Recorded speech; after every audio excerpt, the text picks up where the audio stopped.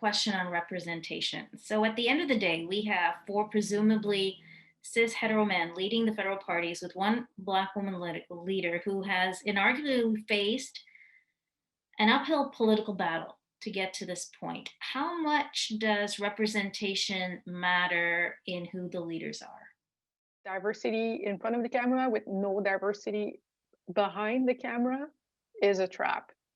Is a trap for the voters, but it's mostly a trap for the person in front of the camera. That's what you call the glass cliff, right?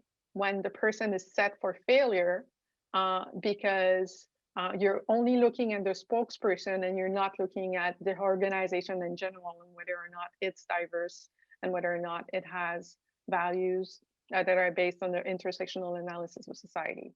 So yeah, I think if we're going to have conversations about representation, they need to be at that level. And also we need to understand that representation is really not revolution. That was a really, I like that quote that Emilie just said, just representation is not revolution. It's not, like women of color are not potted plants. They're not, stage props. They're human beings with thoughts and independent ideas. The work that I do and looking into politics and everything, it's like I don't necessarily need somebody to look exactly like me to be able to empathize with me, because I've spent my entire life like watching white people on television and understanding what their pains and gains were.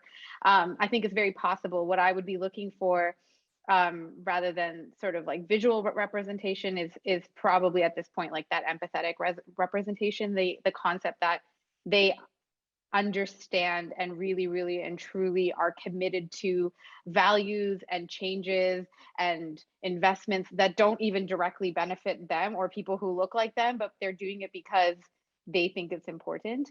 And that's the sort of representation I need. It's sort of like representation, not so much in physicality, but more representation in terms of action and philosophy.